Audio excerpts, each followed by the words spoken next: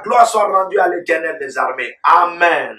Alors, nous vous souhaitons encore bienvenue à l'Institut biblique de la Révélation. Amen. Nous allons toujours considérer notre thème qui est intitulé l'angélologie, la science qui étudie les anges. Amen. La science qui étudie les êtres célestes, les anges de Dieu. Alléluia. Il faut toujours comprendre, faire la différence entre l'angélologie et la démologie. Amen. Donc, lorsqu'on dit l'angélologie, c'est la science qui étudie les anges de Dieu. La démologie, c'est la science qui étudie, amen. La démologie, c'est la science qui étudie les démons. Les démons, grosso modo, le satanisme, et puis les anges déchus, pour une compréhension mieux détaillée. Alléluia. Pour rappeler aux uns aux autres de mieux savoir faire la différence. Parce que quand les gens écoutent le terme l'angélologie, on se dit c'est tous les anges. Parce que lorsque Paul parle dans Romains 8, le verset 35, il dit qu'est-ce qui me séparera de l'amour de Dieu? Est-ce les puissances? Est-ce les autorités? Est-ce les persécutions? Est-ce la faim? Est-ce les anges? Là-bas, il n'y a pas si c'est les anges déchus ou c'est les anges de Dieu. Il dit est-ce les anges? Alors, quand on entend ça, on prend ça en grosso modo dans un thème comme celui-ci et on dit angélologie, certains se disent, ok, angélologie, ça veut dire la science qui étudie tous les anges. Non, c'est la science qui étudie les anges de Dieu. Alléluia. Amen.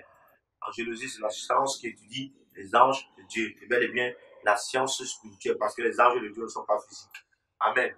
La science spirituelle, ce sont des êtres esprits. Alléluia. Alors, que Dieu vous bénisse. Alors, nous allons considérer notre sous-thème qui est intitulé Alléluia. Est-ce qu'on est béni? La prière en esprit et les langues des anges. Amen. C'est notre sous-thème d'aujourd'hui que nous allons considérer à cet institut biblique, l'aigle de la révélation pour des étudiants qui vont devenir des aigles de révélation pour l'impact ministériel, spirituel, chrétien. Amen. Dans leurs différents aspects et cordons de vie. Alléluia. La prière en esprit et les langues des anges. Amen. Jude chapitre 1, le verset 20, si on va considérer cette page scripturelle.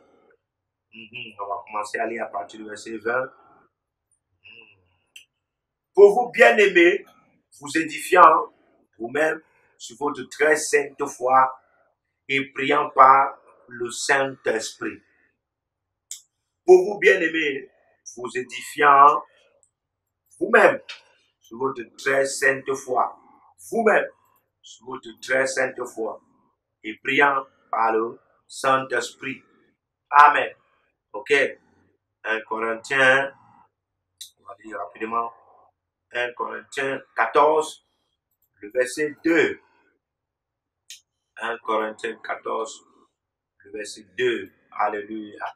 Seigneur, tu es glorifié. 1 Corinthiens 14, le verset 2, la Bible déclare, en effet, celui qui parle en langue ne parle pas aux hommes,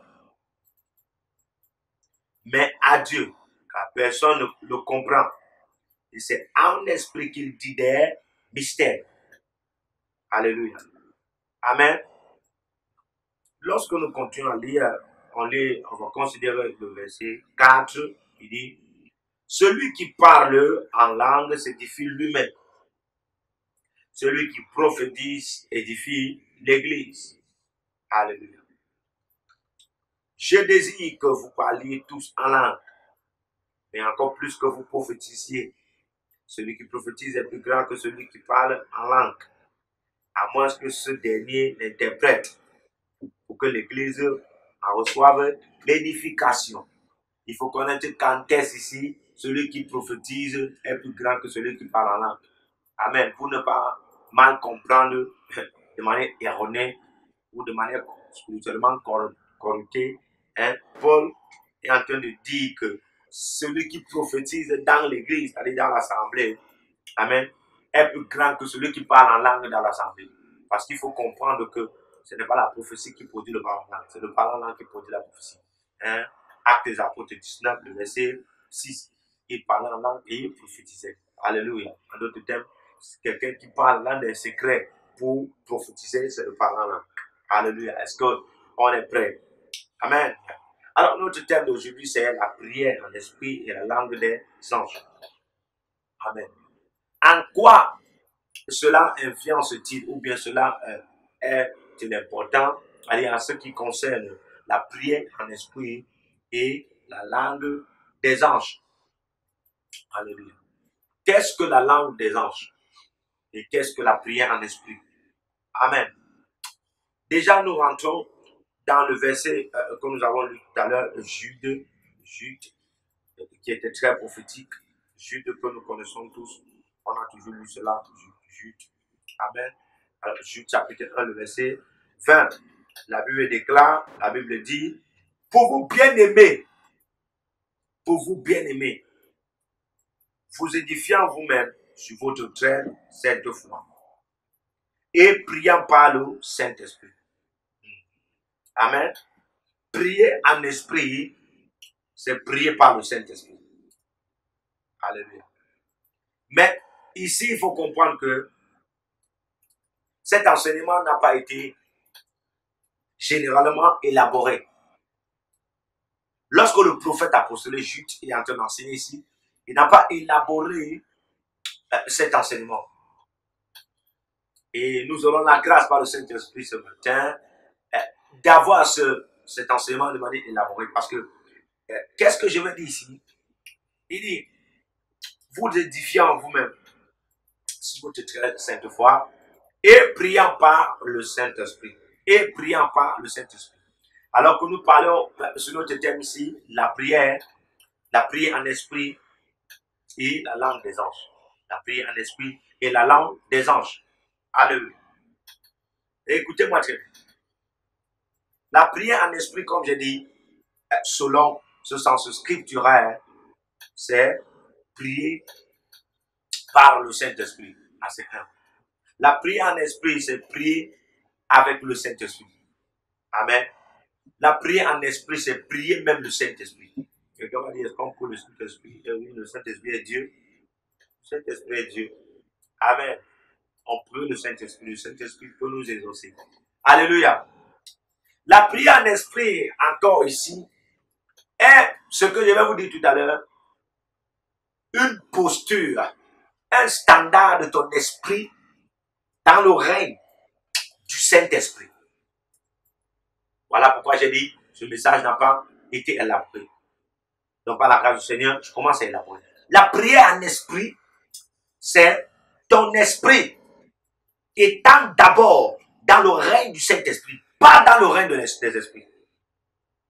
Parce qu'on a toujours pensé que la prière en esprit, c'est être dans le règne des esprits. Non. La prière en esprit, c'est être dans le règne du Saint-Esprit. Il y a un règne qu'on appelle le règne du Saint-Esprit.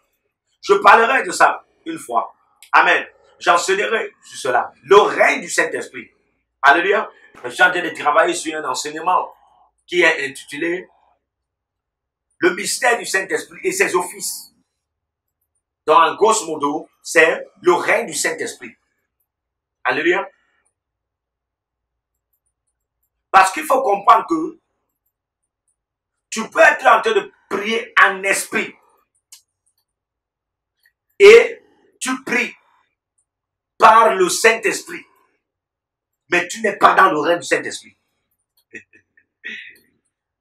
Dans le cadre où tu es en train de demander, parce que prier ici, c'est demander quelque chose à Dieu. Hein? Prier ici, c'est faire une requête. Prier ici, c'est faire une requête. Prier, c'est faire une supplication. C'est ça, prier, si on veut définir. Amen. Faire une requête, faire une supplication, demander quelque chose, c'est ça, prier. Alléluia.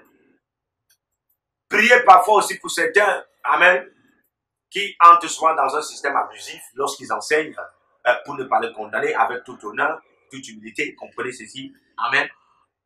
Il dit souvent, prier c'est prier parlant là, prier c'est dialoguer, amen. Il faut comprendre quand est-ce prier c'est dialoguer. Prier c'est dialoguer lorsque, amen, lorsqu'on utilise le dialogue pour demander quelque chose à Dieu. Ah, c'est un, deux. Et lorsque vous êtes en train de demander ces choses à Dieu, et c'est dans la dimension d'une succession, dans la dimension d'une proposition. Amen. Et là, 3, Dieu entre dans une dimension de vous répondre. Amen. Par exemple, vous êtes en train de demander miséricorde à Dieu. Hein? Vous êtes en train de demander miséricorde à Dieu. Seigneur, j'ai péché, fais-moi miséricorde. J'ai péché la ravina à tout cela. Mandoromo sofra et karani lata. Intarano krondo rabasasa. Seigneur, fais-moi miséricorde. Que le sang de Jésus parle à ma faveur, afin que je ne sois pas boué de la culpabilité à cause de mon péché. Afin que je ne sois pas tourmenté, saturé, perverti de la culpabilité à cause de mon péché. Oh Rabbi Kabarasa, do Ramina Sofala Ikata.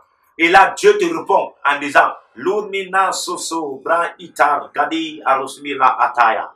Ça veut dire quoi? Viens et plaidons ensemble.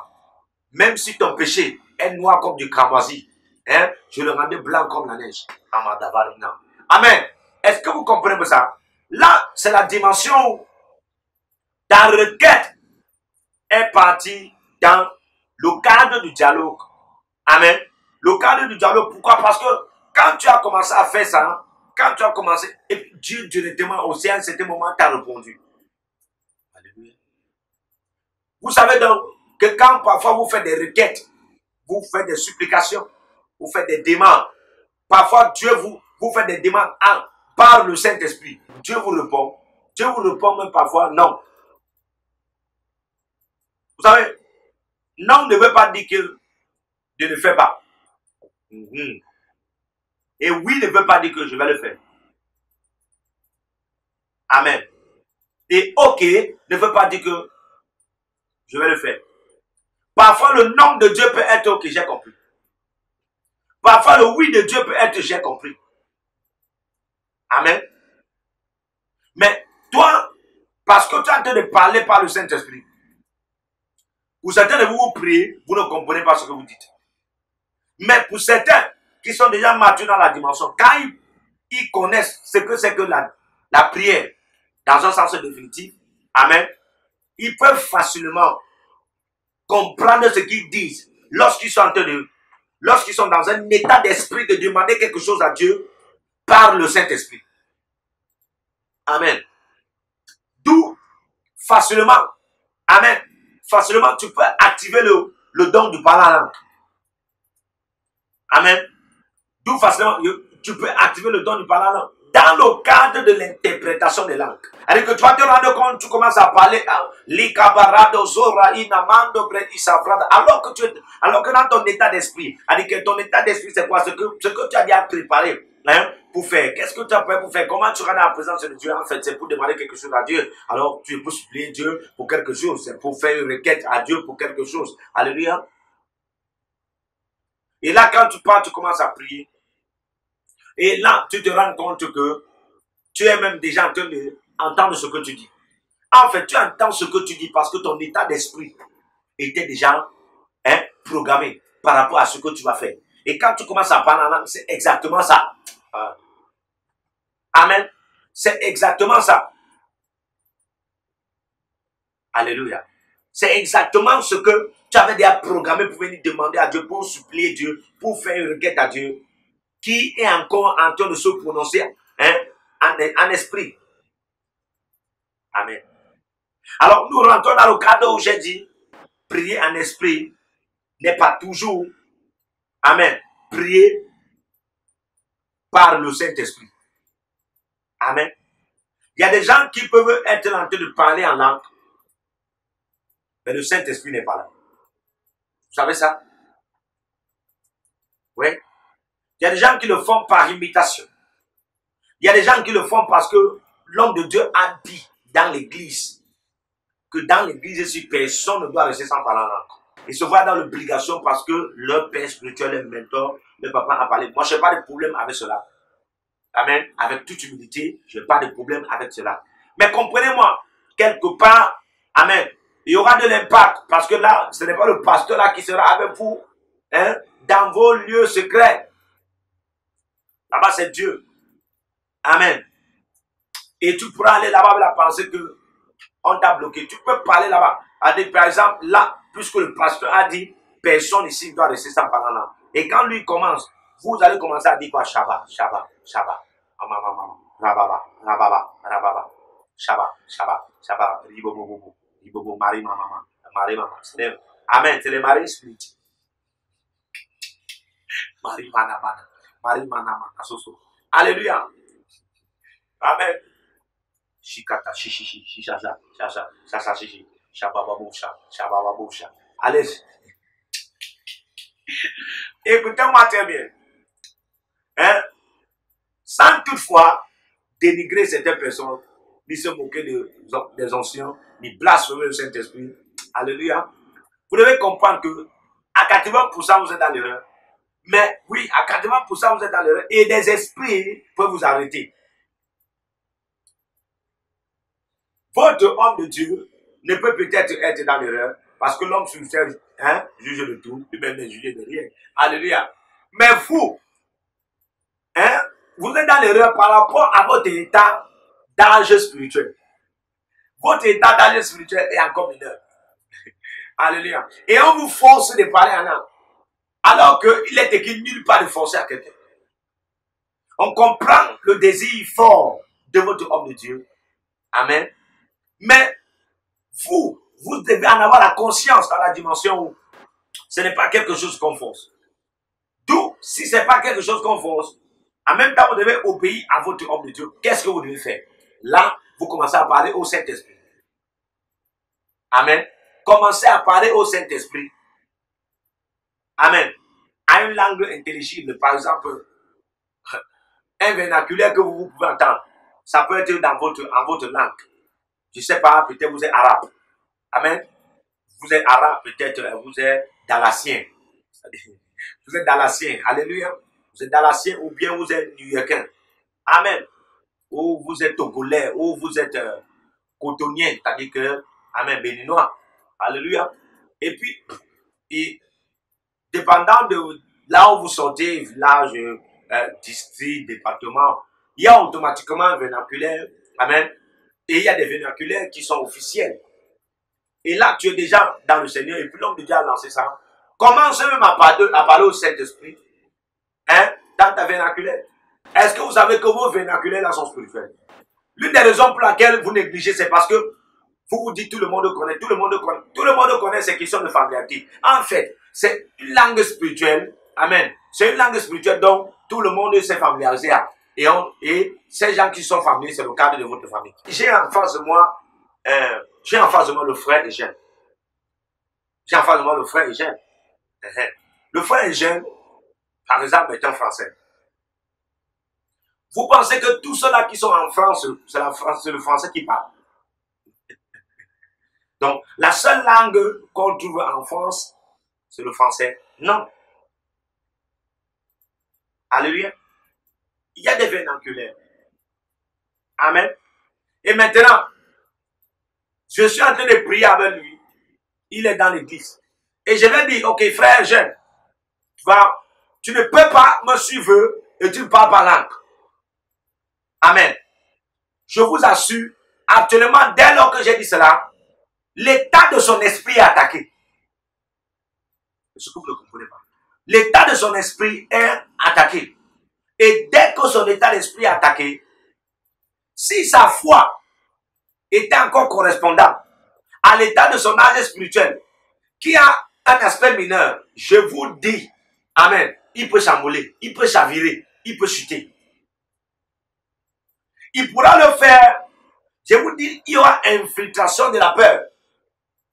Et ça, c'est pas un né de nouveau. Parce qu'imaginez-vous une église où tout le monde est là, tout le monde est là et tout le monde n'est pas né de nouveau parce que c'est pas à l'église, c'est pas parce que tout le monde n'est pas à l'église que tout le monde est né de nouveau. Il faut comprendre que si on est chrétien, ça ne veut pas dire qu'on est spirituel ou bien on est disciple. Parce que Christ ne connaît pas les chrétiens. Jésus ne connaît pas les chrétiens. Dieu ne connaît pas les chrétiens. Dieu connaît les disciples. Jésus connaît les disciples. Allez et faites de toutes les nations les disciples. Amen. Ce qu'il est venu établir, ce n'est pas le christianisme. Ce qu'il est venu établir, c'est la spiritualité de l'éternité. Amen. par la divinité dans l'humanité. C'est ce que Christ est venu établir. Afin de nous donner la spiritualité de Dieu qui était à Sion, qui a bâti toutes sortes de spiritualités. Est-ce que je parle à quelqu'un là? Dans Psaume 84, Amen. Psaume 87, autant pour moi. Psaume 87, le verset 4 à 5. Alléluia. Donc, imaginez-vous, des gens sont là, et puis, il y a un homme de Dieu, par la grâce du Seigneur, ok, j'honore la grâce, mais il se lève là, et puis il dit, tout le monde a parlé là maintenant, Lédala, j'ai toujours cru que le roi qui avait déclaré le jeûne, le roi qui avait déclaré le jeûne à Ninive, quand Jonas est venu donner le verdict de Dieu, Amen. Le roi qui avait déclaré le jeûne là, tout le monde n'avait pas jeûné. Amen. Vous savez, quand quelque chose se passe dans une nation de manière grandiose, on ne parlera pas, Amen, on ne parlera pas du nombre de personnes qui a eu à faire, on parlera de la nation. Parce que quelque part, ça concernait la nation. Alléluia. Et on va te dire de manière scripturelle et de manière biblique ou bien parabiblique, tout le monde qui était dans la nation là, avait gêné. Alors que si tu prends maintenant dans les entrailles, de la vérification par la méditation au moyen de la supervision du Saint-Esprit qui va te projeter, tu vas te rendre compte que si tu ne peux pas encore rentrer là-bas, Amen, tu vas te rendre compte que tout le monde n'avait pas gêné. Amen. Tout le monde n'avait pas gêné. Alléluia. Donc, ce n'est pas tout ce qui est écrit qui se trouve dans les Écritures. Amen. Alléluia. Que Dieu est en train de dire. Alléluia. Il y a des choses que Dieu a cachées. Tu connaîtras cela quand tu médites à travers les Écritures. Et il te montre encore profondément. Amen. Imaginez-vous un nouveau-né qui vient de naître. Quelqu'un qui vient d'être là. Il y a des choses qu'on ne pouvait pas empêcher. Mais le roi avait déclaré et à un certain niveau, il y avait Amen. Comme pour dire quoi? C'est une figure de ce que je suis en train d'expliquer ce matin. Tout le monde ne peut pas se lever et commencer à prier en langue directement. Parce que c'est une affaire du Saint-Esprit. Jésus devait venir nous baptiser du Saint-Esprit et de feu. Et Jean-Baptiste l'a dit dans Matthieu 3, le verset 11. Amen. Celui qui vient plus grand que moi, je ne peux pas délier là, à courant de ses souliers. Lui, il vous baptisera du Saint-Esprit et du feu. Alléluia. Et quand le Saint-Esprit est venu, on a vu les vertus du parler en langue qui se sont démarrées. Pour révéler combien de fois, c'est une affaire du Saint-Esprit. Donc, quand parfois cet homme de Dieu dit, il faut dire que tout le monde parle en langue dans cette église. Quelque part, il a en train de dire, il faudrait que tout le monde ait le Saint-Esprit. Vous voyez un peu ça? C'est comme le désir de Moïse, que Dieu produise, parmi, que tout le peuple d'Israël soit constitué des prophètes. Mais ce n'est pas tout le peuple d'Israël qui était constitué des prophètes. Il y avait des sacrificateurs, il y avait des lévites, il y avait des rois, il y avait des prophètes. Amen, tout le monde n'était pas prophète. Alléluia. Alors que le désir de Moïse était que tout le monde, tout Israël soit constitué des prophètes. Donc, le désir d'un homme de Dieu n'est pas toujours l'accomplissement de la volonté de Dieu. Le désir d'un homme de Dieu n'est pas toujours ce que Dieu veut. Amen. Alléluia. Pour faire comprendre, si nous revenons à ce message, Amen, que lorsque tu es en train de prier en esprit, Amen, prier en esprit, la Bible te fait comprendre ici que c'est par le Saint-Esprit. C'est par le Saint-Esprit. Maintenant, je dis, tu peux parler en langue, mais tu n'es pas en esprit selon le Saint-Esprit. Parce que quelque part, tu n'as pas encore le Saint-Esprit. Il faut comprendre que ce n'est pas les eaux de baptême qui te fait parler en esprit. Ce n'est pas le fait que tu as confessé le Seigneur Jésus qui te fait parler en esprit. C'est le Saint-Esprit qui vient. Si le jour que tu as confessé Jésus, le Saint-Esprit est venu, il peut en avoir explosion du parler en langue. sur le jour que tu as reçu le baptême du Saint-Esprit, le Saint-Esprit est venu, il peut en avoir explosion du parler en langue. Alléluia. Amen. Donc, parler en esprit ici, ou encore prier en esprit, amen, c'est être dans le règne du Saint-Esprit. C'est être dans le règne du Saint-Esprit. Écoutez-moi, je vais faire comprendre quelque chose aujourd'hui, ça sera un peu choquant. Amen. Pour nos étudiants. Il faut comprendre ceci. Le Saint-Esprit n'a pas le total contrôle sur toi. Alléluia. Aïe, aïe, aïe. Le Saint-Esprit n'a pas le total contrôle sur toi. La vie de quelqu'un, notre corps est le temple du Saint-Esprit, un contexte sur ce verset 19. Mais alors, quel est ce corps? Amen. Lorsque nous lisons Hébreux 8, le verset 9 à 10, on va comprendre quel est ce corps. Dieu dit qu'il mettra ses lois pour une nouvelle alliance dans nos cœurs et nos esprits. Amen. Et vous devez comprendre, chaque fois qu'on parle du cœur et on mentionne esprit, il faut comprendre qu'ici, on fait allusion à l'âme. Amen. Regardez. Donc, le Saint-Esprit peut être là. Amen.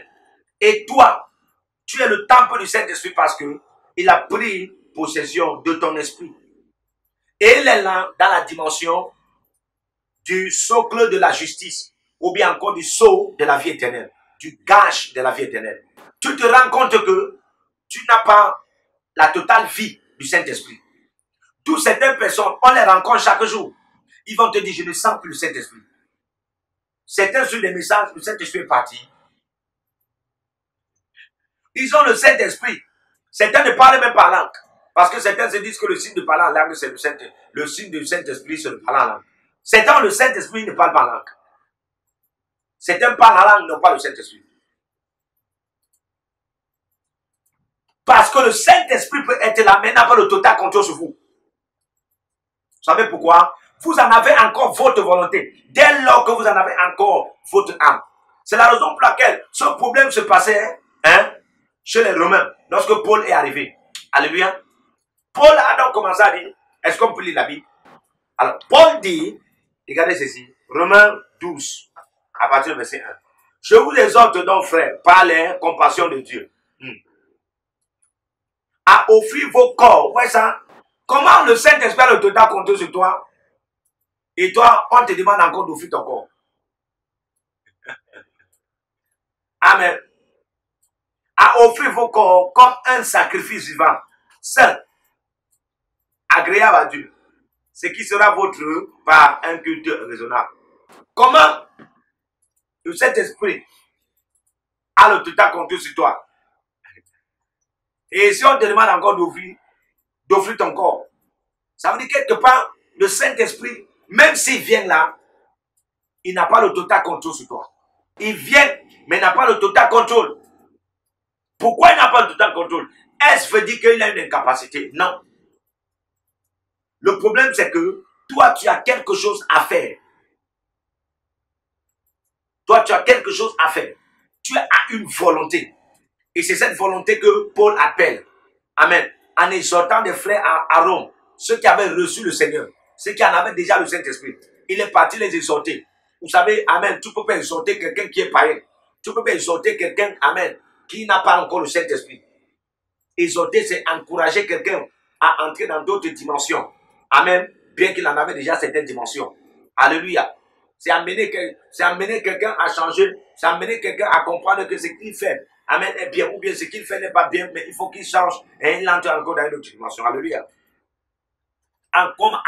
Encourager quelqu'un. Encourager quelqu'un à expérimenter, au-delà de la dimension que vous tous vous avez expérimenté. Parce que toi, tu as déjà trouvé une autre dimension, au-delà de ce que vous avez expérimenté. Alors, Paul a expérimenté que le Saint-Esprit n'avait pas le total contrôle sur lui, mais le Saint-Esprit pouvait en avoir le total contrôle sur lui. Mais pourquoi le Saint-Esprit n'avait pas le total contrôle sur lui? C'est parce que, quelque part, il en avait une volonté. Alors, par cette expérience, il faut qu'il partage. Alléluia. Il faut qu'il partage.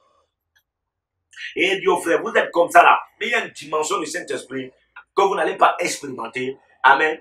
Bien que vous en avez le Saint-Esprit, mais il y a une dimension du Saint-Esprit que vous n'allez pas expérimenter si et seulement si vous n'offrez pas vos corps comme un sacrifice vivant. Alléluia.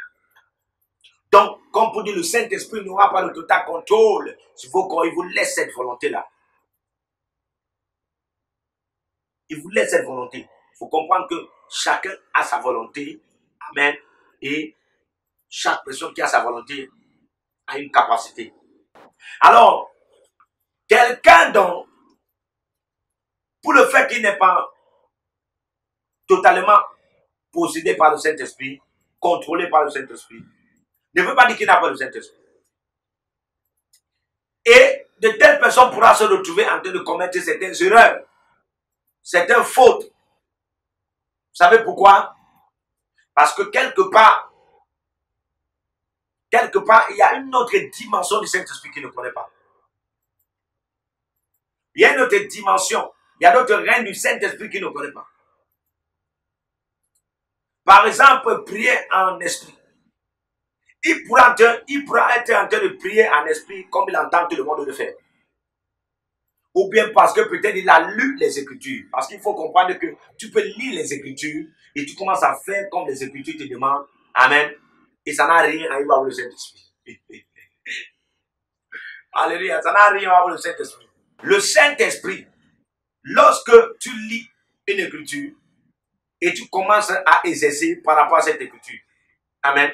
Quand le Saint-Esprit prend le total contrôle, quand il a à y voir avec cette écriture, la vie qui était dans cette écriture, amen, ne sera pas seulement dans toi de manière lue, mais aussi de manière expérimentable. C'est-à-dire que la vie de Dieu qui était cachée dans cette écriture, ce qu'on appelle le réma, il ressortira cela en ta faveur. Et tu vas voir que tu ne seras plus dans la dimension où tu étais seulement en train de proclamer les Écritures. Tu seras dans la dimension où, amen, tu te vois en train d'expérimenter les eaux vives. C'est la dimension où la Bible déclare et les eaux vives couleront de vos seins. Et les eaux vives couleront de vos seins. Si ce n'est pas le cas, quelqu'un qui est en train de prier en esprit et le Saint-Esprit est même là, amen, mais n'est pas dans le règne du Saint-Esprit,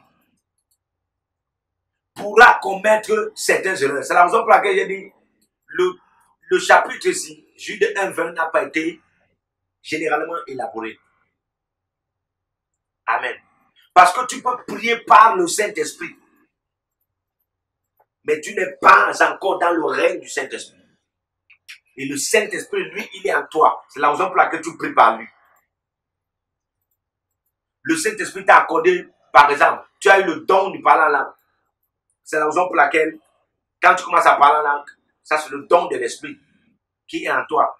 Et c'est la raison pour laquelle quand on dira, quand tu es en train de prier, tu es en train de prier par le Saint-Esprit. Parce qu'on t'entend parler en langue et on se dit, c'est le don du Saint-Esprit qui est en toi que tu as reçu. Alléluia. Mais tu vas te voir que tu n'es pas encore, tu vas comprendre, que des gens qui sont conscients, les gens qui le font généralement vont comprendre qu'ils ne sont pas encore dans le règne du Saint-Esprit. Amen. D'où maintenant prier en esprit. C'est non seulement prier par l'esprit, c'est prier par l'esprit dans le règne du Saint-Esprit. Amen. Prier par le Saint-Esprit étant dans le règne du Saint-Esprit. C'est d'où, amen, les exaucements. C'est d'où les exaucements sont faciles. C'est d'où les accomplissements sont faciles. Jésus pouvait dire dans Jean 10, regardez ceci. Jean 10, verset 30, lisons la Bible. Let's écrire, moi et le Père, nous sommes un. Moi et le Père, nous sommes un. Qu'est-ce que cela signifie, moi et le Père, nous sommes un? Souvenez-vous, la Bible déclare les deux deviendront une seule chair. Et comment devenir une seule chair? Amen. Devenir une seule chair, c'est quand l'homme passe attaché à la femme. Quand l'homme passe attaché à la femme. Amen. Quand on est devenu une seule chair, ils ne sont plus deux, ils sont un. Alléluia. Ils sont un. C'est une seule union. C'est une seule communion. C'est un seul sentiment. C'est un seul désir. Alléluia. Mais j'aimerais encore faire comprendre ceci. Quand il dit, moi et le Père, nous sommes un, ça veut encore dire, il est dans le Père et le Père est dans lui. Vous voyez la dimension que Jésus expérimentait. Ce n'était pas seulement alors qu'il avait le Saint-Esprit.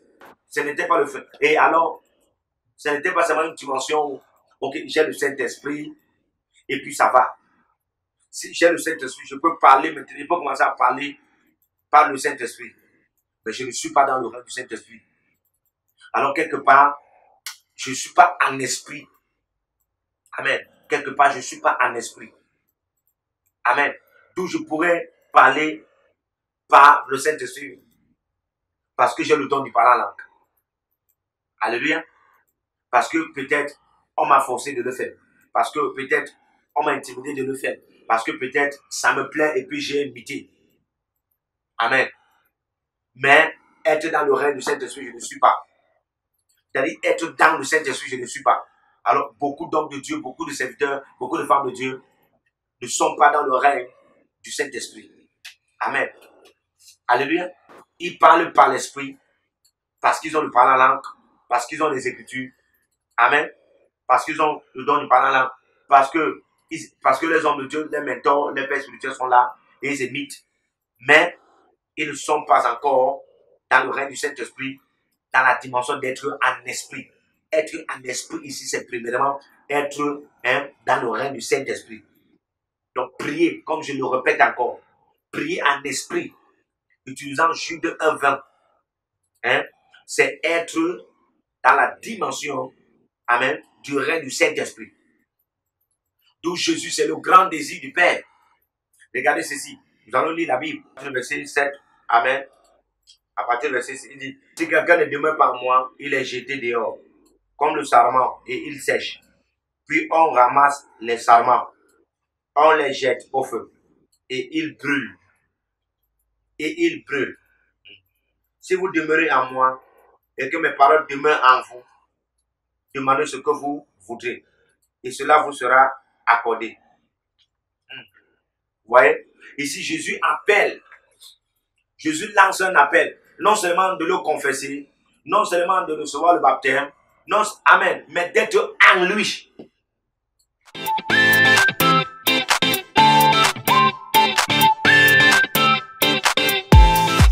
Et ça renvoie aussi à l'appel que le Saint-Esprit lance. Non seulement de recevoir le baptême du Saint-Esprit qui est en vous, parce que là, ce n'est pas vous qui êtes en le Saint-Esprit, mais c'est le Saint-Esprit qui est en vous. Et quand le Saint-Esprit est en vous, il peut vous permettre de parler en langue. D'où on dira que vous priez en esprit. Amen. Mais il faut comprendre son grand but. Son grand but sera l'appel qu'il lance pour que vous soyez en lui. Pas qu'il soit seulement en vous, mais vous aussi, vous soyez en lui. C'est d'où, amen, vous pouvez être comme Jésus, c'est-à-dire à l'image de Jésus. Et vous pouvez confesser, comme l'a dit, moi et le Père, nous sommes un. Quand est-ce que nous sommes un avec le Père? Pas quand nous avons le Saint-Esprit seulement, mais quand nous sommes dans le règne du Saint-Esprit. Amen. Quand nous sommes en le Saint-Esprit et le Saint-Esprit est en nous. Amen. Nous sommes un avec le Père. Est-ce qu'on a entendu écouter ce message ici? Nous sommes un avec le Père. Prier en langue ne suffit pas. Il y a des gens qui sont limités par ça. Ça veut dire qu'il y a des règnes que tu peux expérimenter de la part de Dieu. Amen. Par le règne du Saint-Esprit. Ou encore par le Saint-Esprit étant dans le règne du Saint-Esprit. Amen. Demeurant en le Saint-Esprit. Pas seulement le Saint-Esprit demeurant en toi. Mais toi demeurant en le Saint-Esprit. Le Saint-Esprit est déjà en toi. Et toi, tu es un règne. Mais le Saint-Esprit, amen, est également un règne. Il aimerait que tu sois en lui. Il aimerait que tu sois en lui. Est-ce qu'on peut lire la Bible? Exode 33, à partir du verset 17, on va dire. L'Éternel dit à Moïse, je ferai ce que tu me demandes. Je ferai ce que tu as prié. Amen. Car tu as trouvé grâce à mes yeux. Vous voyez ça? Et je te connais par ton nom. Moïse dit, fais-moi voir ta gloire. L'Éternel répondit, je ferai passer devant toi toute ma bonté Je proclamerai devant toi le nom de l'Éternel. Je fais grâce à qui je fais grâce. Et miséricorde à qui je fais miséricorde. L'Éternel dit, tu ne pourras pas voir ma face, car l'homme ne peut voir ma face, ne peut me voir et vivre. Dans la face de Dieu, c'est la présence de Dieu. L'Éternel dit, voici un lieu près de moi. Tu te tiendras sur le rocher. Quelqu'un dit après moi, un lieu près de moi. Voici un lieu près de moi. Tu te tiendras sur le rocher. Qu'est-ce que cela signifie? Est-ce le désir de Dieu que nous ne démorions pas en lui? Dieu voudrait vraiment dire à Moïse que non, je ne veux pas que tu me voies, tu ne peux jamais me voir. Et l'humanité ne peut pas me voir. Amen. Alors que Dieu dit maintenant dans Jérémie 29, le verset 13, il dit que si vous me cherchez, vous me trouverez.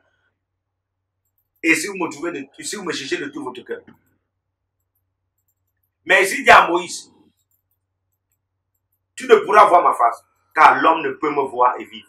Quand il dit tu ne peux voir ma face, car l'homme ne pourra me voir et vivre, qu'est-ce qui a lien avec sa face?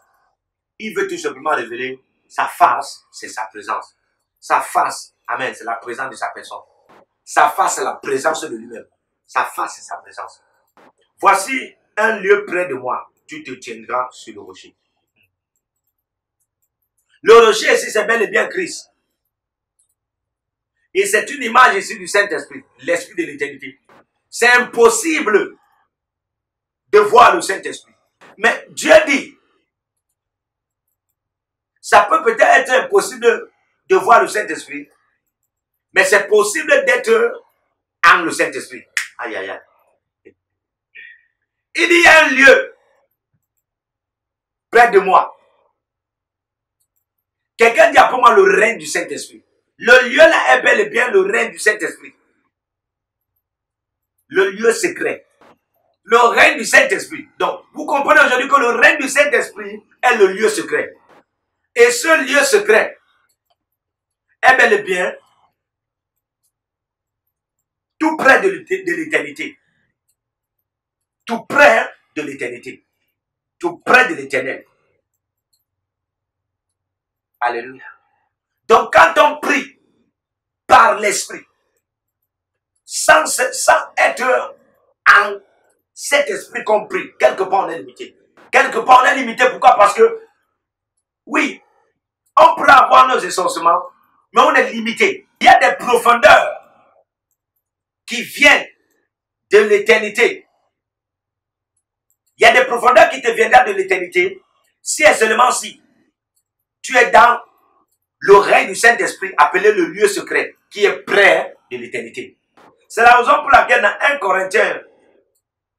Corinthiens 2, si nous lisons le verset 11, il dit l'Esprit sonde les profondeurs. Pourquoi? Parce que l'Esprit même, amen, est un règne. L'Esprit est un règne de Dieu, encore appelé le lieu secret. Quand tu es en le Saint-Esprit, quand tu es en esprit, amen, quand tu es en esprit, tu expérimentes le règne de l'esprit. Je parle bel et bien du Saint-Esprit, amen. Tu expérimentes le lieu secret qui est près de l'éternité et les profondeurs de Dieu qui viennent, amen, de la dimension éternelle sont les profondeurs de l'éternité qui te parviendront par le Saint-Esprit en qui tu es, qui est en toi. Aïe, aïe, aïe, aïe, aïe. Est-ce que vous comprenez pour ça? Amen. Ça va encore dire quoi? Pour ceux qui prient donc en langue, c'est-à-dire prier comme j'ai dit, pour ceux qui font des requêtes, ils font des demandes, ils font des supplications, alléluia, par le Saint-Esprit, comme Jude 20 le dit. Amen. S'ils le font, étant en esprit dans la dimension, en le Saint-Esprit, bien que Par exemple, il voulait des terrains. Par exemple, il voulait des maisons. Par exemple, il voulait des voitures. Par exemple, il voulait se marier. Amen. Et ils font de telles demandes. Écoutez-moi. Dieu les donnera au-delà de ce qu'ils ont demandé. Aïe, aïe, aïe. Amen. Dieu les donnera au-delà de ce qu'ils ont demandé. C'est la raison pour laquelle vous allez voir certaines personnes. Vous allez voir certaines personnes qui sont déjà en train de... Ils commencent à prier là. Soit ils demandent 100 milliards à Dieu. Il est en train de demander 100 milliards. Mais s'il est déjà dans la dimension où il est en le Saint-Esprit et le Saint-Esprit est en lui. Comme je vous ai démontré ceci, ça sera facile pour lui. Amen. De traverser le règne de demander 100 milliards. Et Dieu aussi va traverser le règne de lui donner seulement les 100 milliards qu'il a demandé. Lui amener dans le règne de l'acquisition des profondeurs qui émanent de l'éternité, qui lui parviendront par le Saint-Esprit en qui il est et qui est en lui. Ah, je prie que ce message, je n'enseigne pas les versets bibliques, je suis désolé. Alléluia. Si on doit être grand homme de Dieu, grande femme de Dieu, si on doit faire de l'impact, amen, tout ce qui me vient de l'éternité. Ça me vient du Saint-Esprit et je fais du maxi d'effort pour référencier ça aux Écritures. Parce que ça vient de Dieu. Et les Écritures aussi viennent de Dieu. Les Écritures ont été inspirées de Dieu. 2 Timothée 3, le verset 15 à 16. Alléluia. Toute Écriture est inspirée de Dieu. Alléluia. Donc si ton inspiration te vient de Dieu, ça aura une référence à un passage biblique scripturel. C'est la raison pour laquelle je peux utiliser des Écritures. Amen. Je ne suis pas un enseignant des versets bibliques. Alléluia. Si les gens attendent que je dois commencer seulement à réciter les versets bibliques ici, je suis un enseignant de l'esprit. Amen.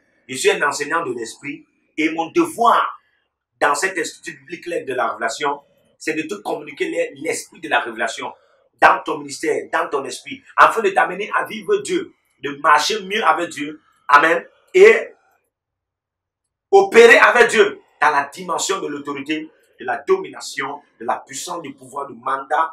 Amen. Et de l'impact. Alléluia. Et de faire vivre les gens de Dieu. Donc, de telles personnes, frère, vont expérimenter la dimension qu'ils n'avaient jamais expérimentée. Ils vont se rendre compte que, amen. Et regardez, c'est comme, c'est à peu près, amen, c'est à peu près comme Salomon. Qu'est-ce qu'il demande? La sagesse. Mais Dieu va au-delà lui donner la sagesse. Vous savez pourquoi? Il est en David. Et David est le cœur de Dieu. Vous comprenez que l'homme selon le cœur de Dieu est le cœur de Dieu. Amen. David est le cœur. Salomon est en David. David est le cœur de Dieu. En d'autres termes, Salomon est en Dieu. C'est la raison pour laquelle Salomon joue directement le rôle du roi des rois.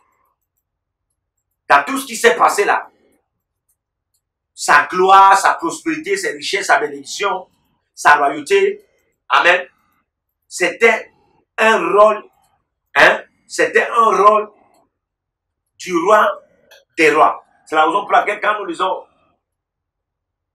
2 Chroniques 9, le verset 22, la Bible nous dit que les rois sont venus. Les rois sont venus rechercher la sagesse de Dieu et voir la richesse qui était dans sa vie. En d'autres termes, voilà des rois qui se prosternaient devant un roi. C'est une image du roi des rois. Amen. C'est une image du roi des rois qui est le Seigneur Jésus-Christ. Alléluia. Donc quand il a fait cette prière, il demandait quoi? Un cœur intelligent, la sagesse. Dieu lui a donné au-delà. C'est de ça que je suis en train de parler. Et j'ai donné les versets où Dieu demande que nous démorions. Ou 3000 mots en langue en 20 minutes. Parce que c'est du surnaturel. C'est pas quelque chose de naturel. Il faut comprendre que la langue des hommes comprend le temps. La langue des hommes est alignée au temps. Mais la langue de Dieu n'est pas alignée au temps. Ou encore la langue des anges n'est pas alignée au temps. Paul dit que Je parle en langue plus que vous tous. Amen. Parce qu'automatiquement, il est dans le règne du Saint-Esprit ici.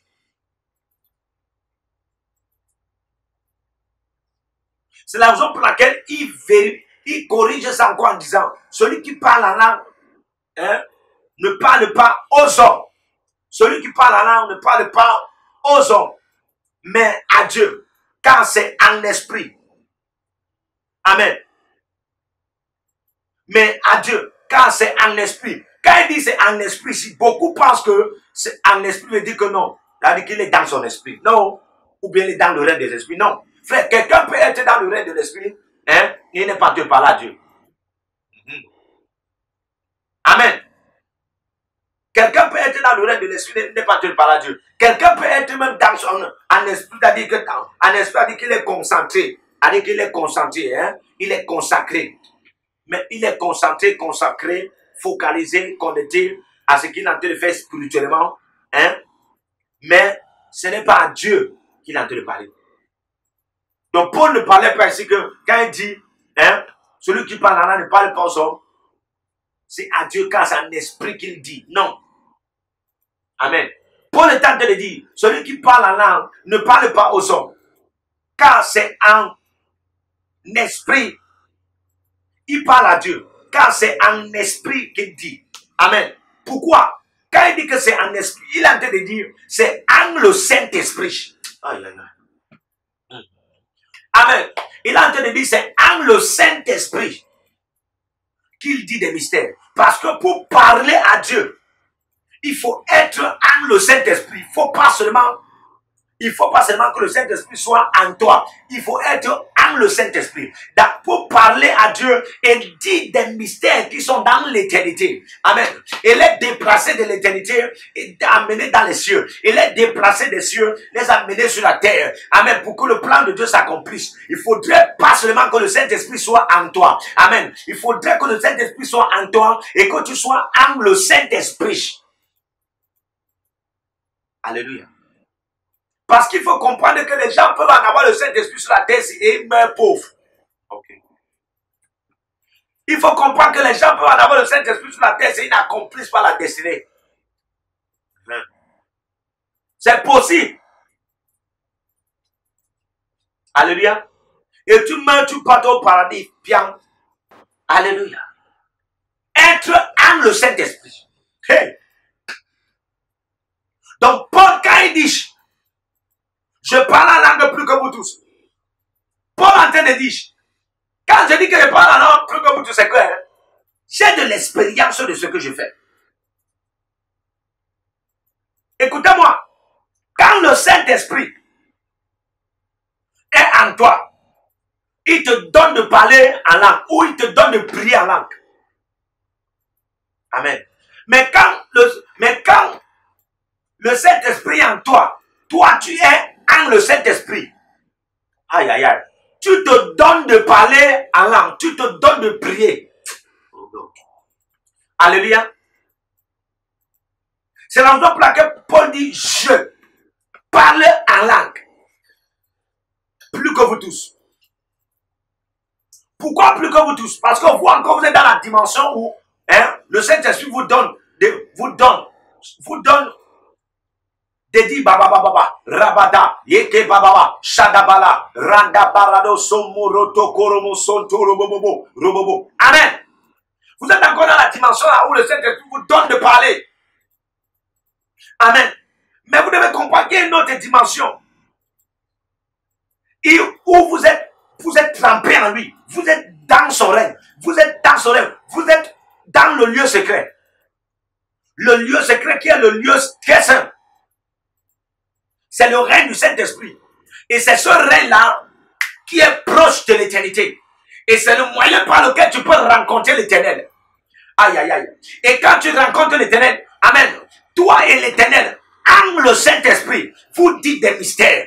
Et pendant que tu es en train de dire des mystères, comme les anges maintenant viennent souvent rencontrer l'éternel et ils disaient des mystères. Ainsi là-bas, tu dis des mystères. Donc c'est le langage des anges. C'est la langue des anges que tu as là-bas. Comme la langue que les anges ont souvent dans ce règne-là pour parler à l'éternel. C'est la langue que toi tu as dans ce règne-là pour parler à l'éternel. Est-ce que je parle à quelqu'un?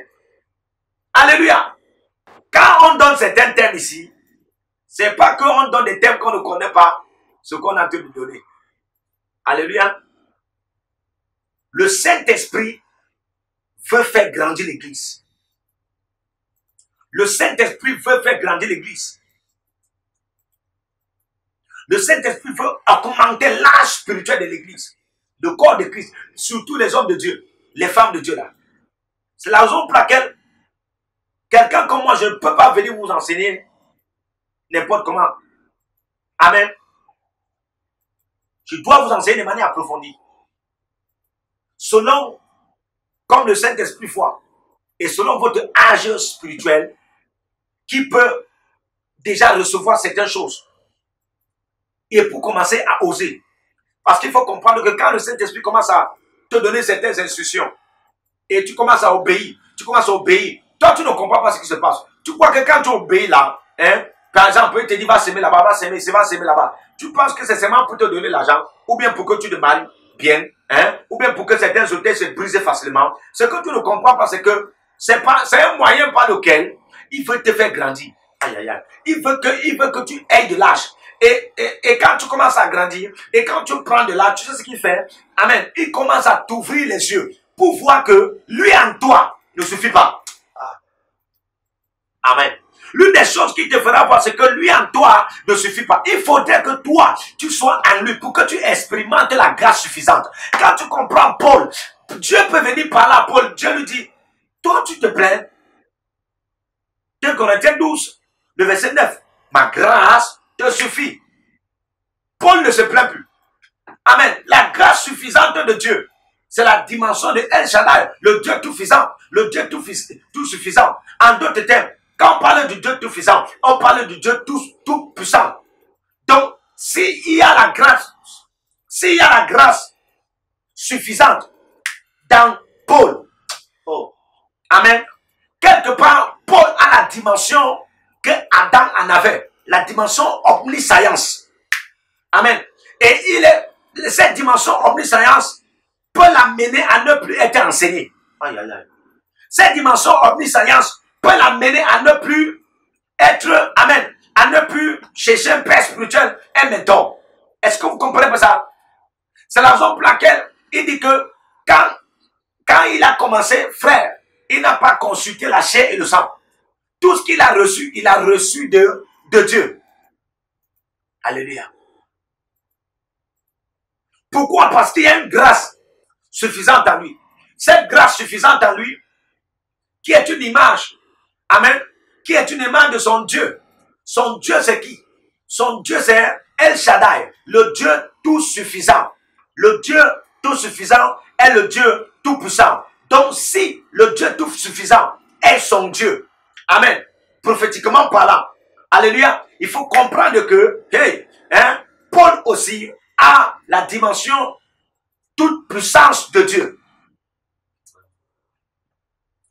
Amen. Paul a la dimension toute puissance de Dieu.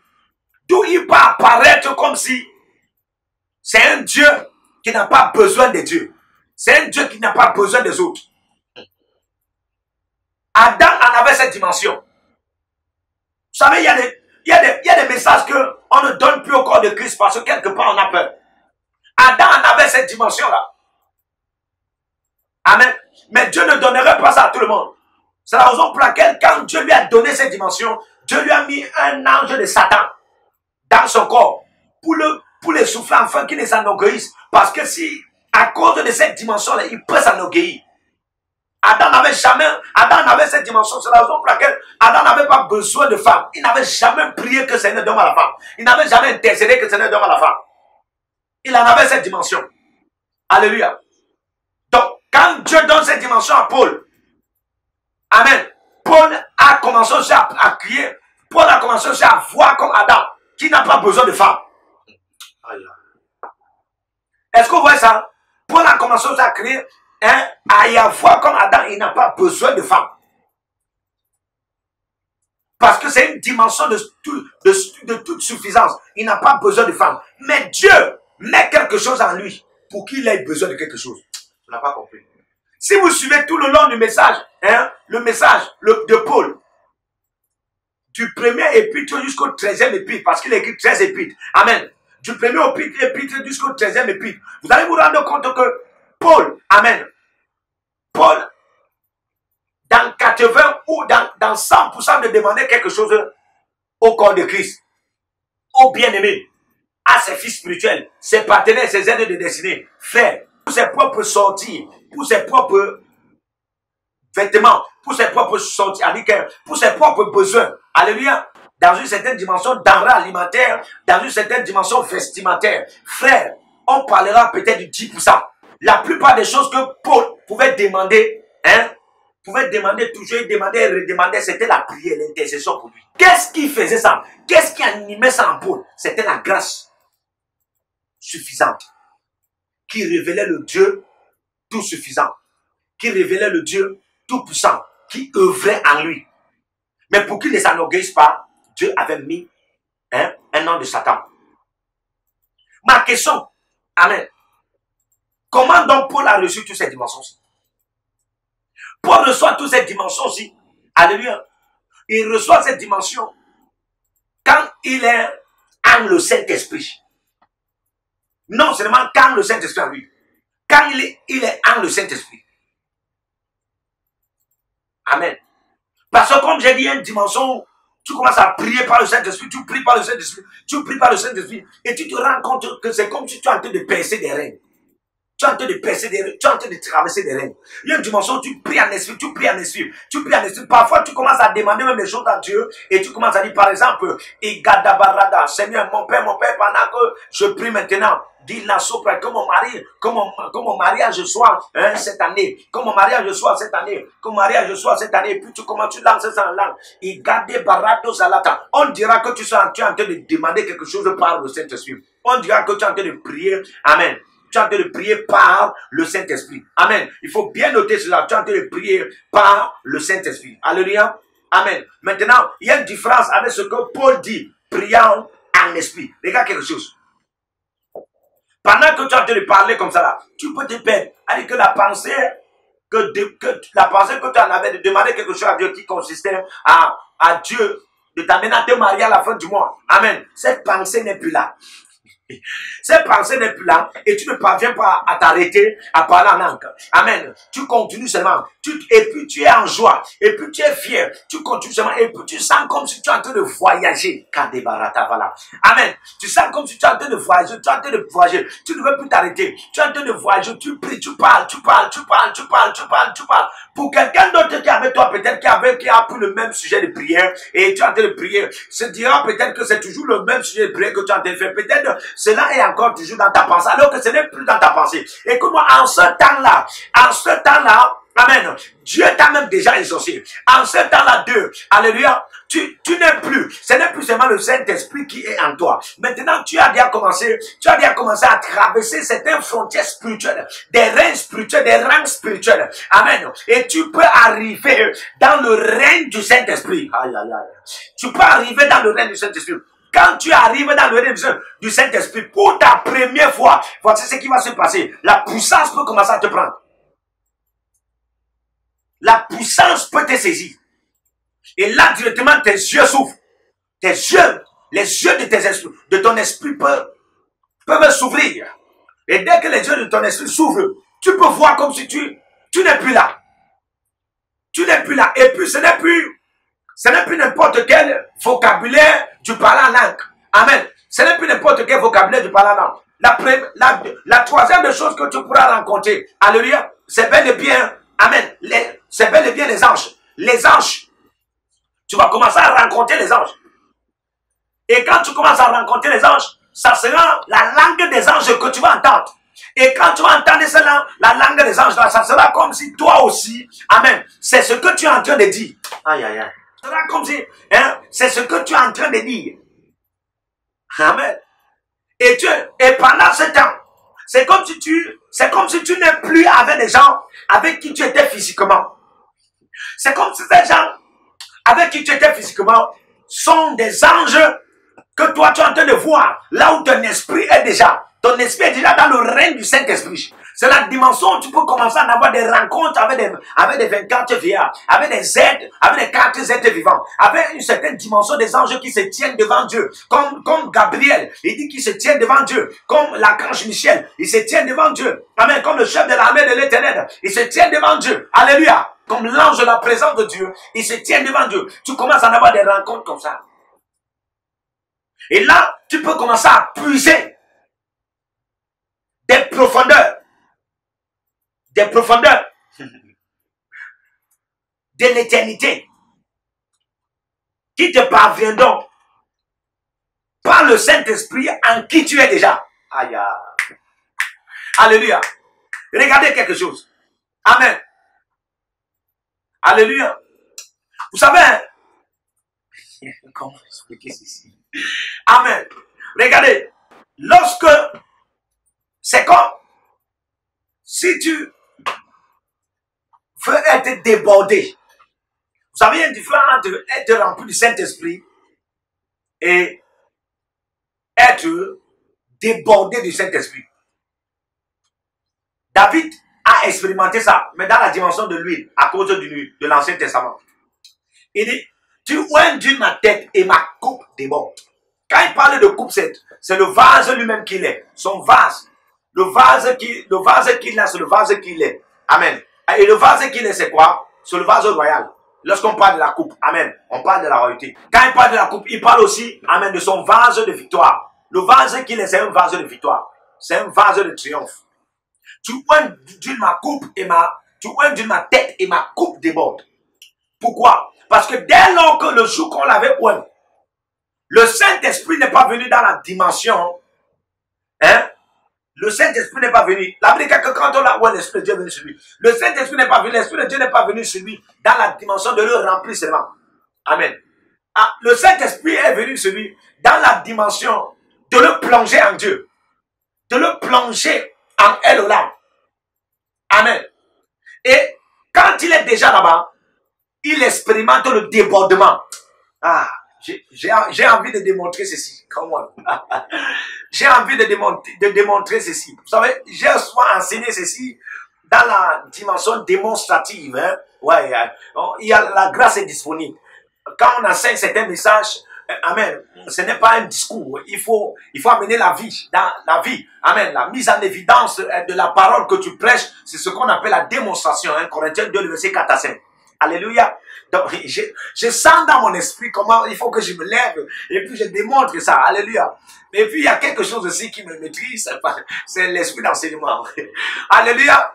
Mais vous devez comprendre ça. Et je sais que quelqu'un qui est en train de m'écouter va expérimenter la dimension débordée maintenant. Amen. Je connais quand des grâces sont en train d'être transmises pendant que j'enseigne. Alléluia. Hey! Aïe, aïe, aïe, aïe, aïe. Ah! My God. Regardez. Allez. Vous devenez débordé. Ce n'est pas seulement rempli. Quand tu es rempli du Saint-Esprit, c'est le Saint-Esprit qui est en toi. La dimension où il cherche à te déborder, c'est la dimension où il aimerait que tu sois en lui. Oh. Are you getting that? C'est la dimension où il aimerait que toi tu sois en lui. Alléluia. Et quand tu es en lui, tu es débordé. Quand tu es en lui, tu es débordé. Je vais encore aller en profondeur. Je me sens provoqué. Alléluia. Quand tu es en lui, tu es débordé. Et quand tu es débordé, facilement tu peux rencontrer ce qu'on appelle les Elohim. Les Elohim dans la dimension de les Elohim dans la dimension de l'onction qu'on appelle la troisième dimension de l'onction. C'est l'onction dans la dimension de les Elohim, les seigneurs. Amen. C'est cette dimension que Jésus atteint, où il était débordé.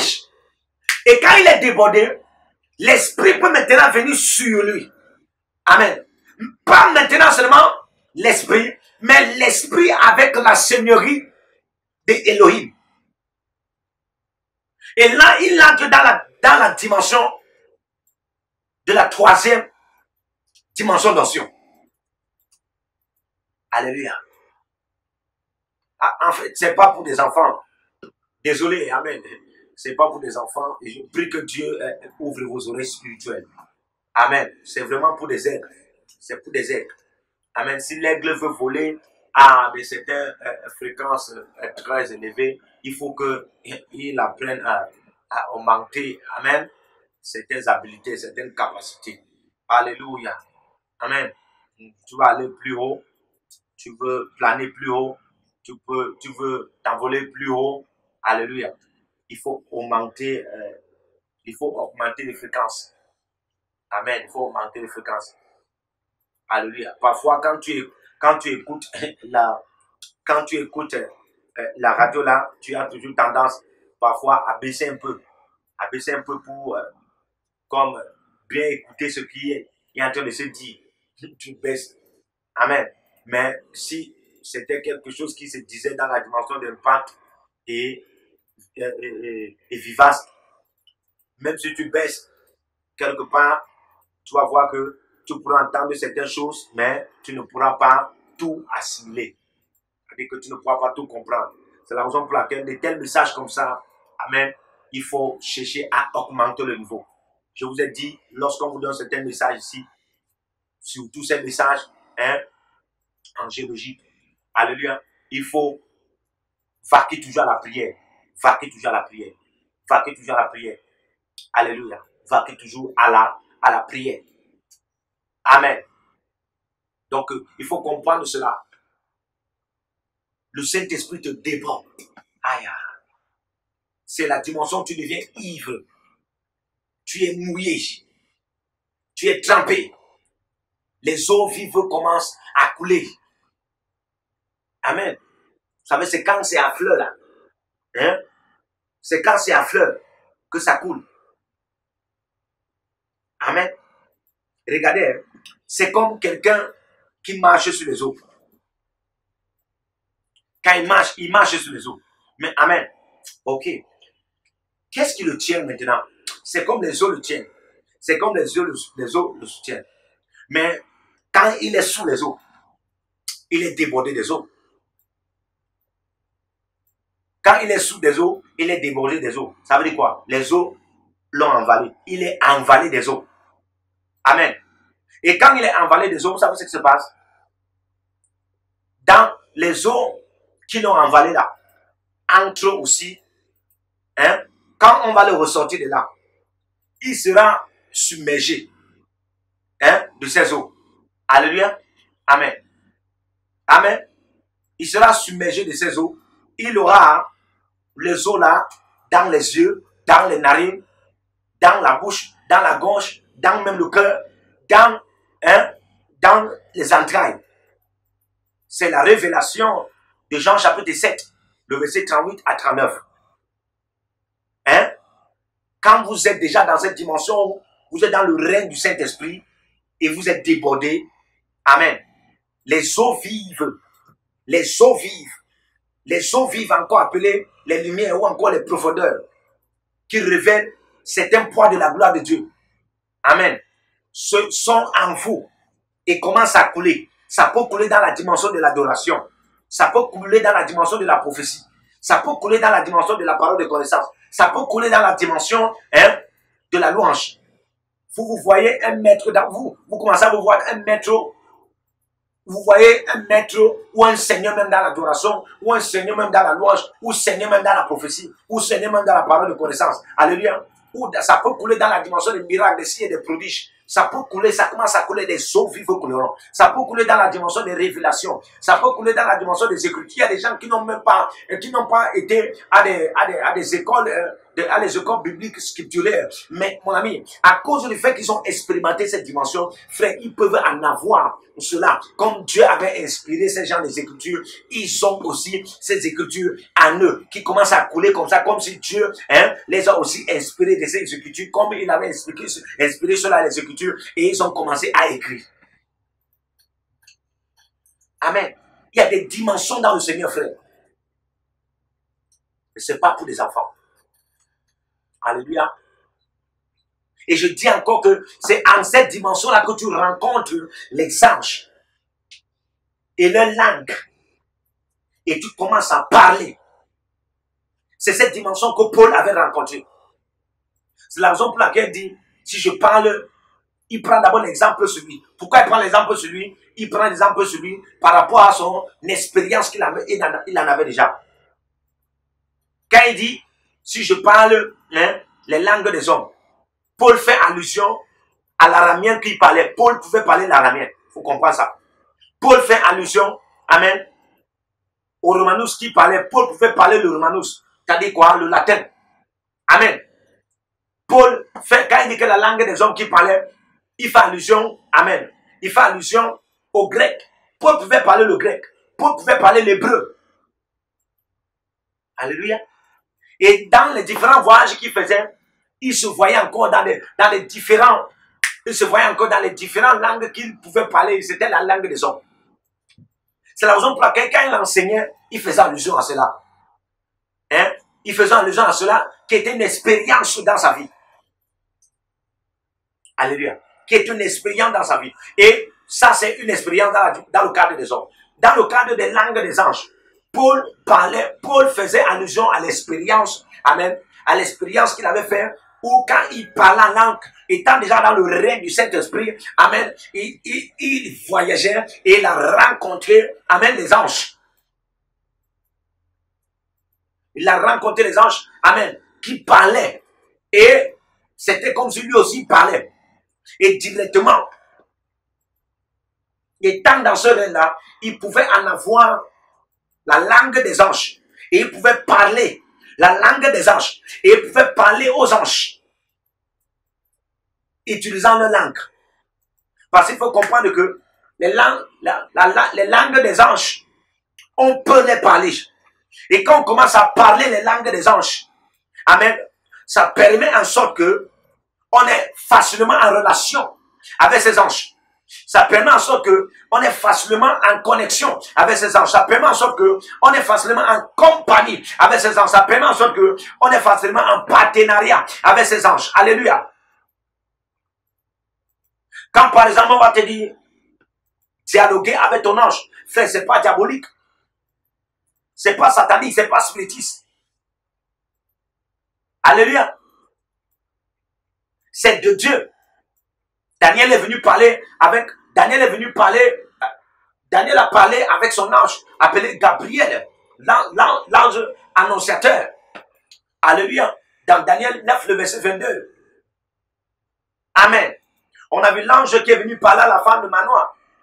Dans Juge 13, on a vu l'ange Gabriel qui a parlé avec Zacharie. Dans Luc 1, le verset 10 à 15, on a vu l'ange Gabriel qui est venu parler avec Marie. Dans Luc 1, le verset 27 à 31, on a vu là parler. Amen. Donc on peut dialoguer avec eux. On peut dialoguer avec eux. Vous voulez avoir un royaume, un seul royaume. Il faut comprendre que les anges et nous avons un seul royaume. Et dans ce seul royaume, la langue des anges est la langue de Dieu. Mais nous étant ici sur la terre, pour relationner avec eux, pour qu'ils sachent que nous sommes du royaume comme eux. Amen. On parle leur langue. On parle la langue des anges. La langue qu'ils utilisent pour parler à Dieu. On parle ces langues. Alléluia. Mais il faut comprendre que ça va dans une dimension profonde. Où quand tu, comme j'ai dit, étant dans le règne du Saint-Esprit, tu commences à parler en langue. Parler en langue. Parler en langue. Parler en langue. Tu vas atteindre une dimension où, amen. Tu vas atteindre une dimension où tu vas rencontrer les anges qui parlent en langue, qui parlent la langue. Et tu seras en train de parler en langue, plutôt c'est elle, ça sera la langue que les anges la parlent. Et tu seras en train de parler la langue des anges. Et la preuve que tu seras en train de parler la langue des anges, c'est qu'il y aura un déplacement, il y aura un mouvement, il y aura une mobilisation. Alléluia. Il y aura une véhiculisation des anges. C'est la raison pour laquelle parfois, vous allez voir certains hommes de Dieu, ils peuvent commencer à parler en langue ici. La preuve qu'il est déjà en train de parler la langue des anges, comme les anges sont en train de parler, c'est que dès qu'il est en train de parler là, la puissance est déjà dans la salle. My God. Les anges sont en mouvement. Alléluia. Il est en train de parler là, la puissance, les anges sont en mouvement. Parce que les anges comprennent ce qu'il est en train de dire. Les anges entendent ce qu'il est en train de dire. Les anges assimilent ce qu'il est en train de dire. Et les anges sont en mouvement. Alléluia. Amen. Donc, il ne faut pas limiter la foi, il ne faut pas être limité dans la foi. Est-ce possible pour les enfants de Dieu? Oui. Est-ce possible pour les bien-aimés? Oui. Est-ce possible pour les hommes de Dieu? Oui. Est-ce possible pour les serviteurs, les ministres de Dieu? Même certains politiciens qui viennent de Dieu, même certains opérateurs économiques qui viennent de Dieu, même certains gouverneurs qui viennent de Dieu, même, amen, peu importe, tant que tu viens de Dieu, frère, tu peux développer ta vie chrétienne. Tu peux développer ta spiritualité. À une certaine maturité au point où tu commences, amen, à entrer dans ce règne-ci. Alléluia. Donc, j'aimerais que les uns des autres assimilent ce message, cet enseignement, et que le Saint-Esprit développe cet enseignement en vous. Amen. La prière en esprit et les langues des anges. Alléluia. On a eu, en grosso modo, ce que le Seigneur a aimé que nous prenons aujourd'hui. Amen. Et ma grande prière pour vous, c'est que le Seigneur développe ce message. Que le Seigneur établisse ce message dans vos esprits. Que le Seigneur ouvre les écus des cieux en votre faveur et libère les anges. Que le Seigneur vous enlève dans le règne des enfants, vous enlève dans le règne de l'âge et de l'état des petits-enfants, vous amène dans le règne des fils, vous amène dans le règne des maîtres et des seigneurs. Vous allez découvrir des dimensions dans le règne du Saint-Esprit. Et vous serez en bonne relation avec Dieu. Oh, vous serez en bonne relation avec Dieu. Pendant que je suis en train de prier, je vois des anges qui sont libérés. Je suis en train de voir des anges qui sont libérés. Je vois des chevaux qui sont en train d'être en mouvement. Et le Seigneur me fait comprendre, c'est des anges qui sont libérés. Les anges sont libérés, frère. Les anges sont libérés. Toi qui écoutes ce message, le son de ma voix, l'arivina arosoprani, o paradasi zagrata, calibrando sofrate, l'état la terre. À partir d'aujourd'hui, tu es plongé dans le règne du Saint-Esprit. Tu es plongé dans le règne de Dieu. Et ta prière en esprit va voyager au-delà de ce que tu demandais, au-delà de tes requêtes, au-delà de tes supplications, et au nom de Jésus. Et tu auras une connexion avec tes compagnies célestes, tu as une connexion avec tes partenaires célestes, tu as une connexion avec tes amis célestes, tu as une connexion avec tes serviteurs célestes. Ayataka Barata, tu as une connexion avec les anges et vous pouvez parler la langue des anges, la langue des anges, et vous pouvez tout être devant le Seigneur. Et le plan de Dieu dans ta vie sera dans la dimension de l'accomplissement de manière accélérée, et ta vie ne sera plus de même. Commence à connaître les ascensions au nom de Jésus. Que ce message te transforme, que ce message te métamorphose, que ce message te régénère, que ce message te transfigure au nom puissant de Jésus. Bien, merci d'avoir suivi le cours avec l'Institut biblique, l'aide de la révélation. Shalom, que Dieu vous bénisse. Amen.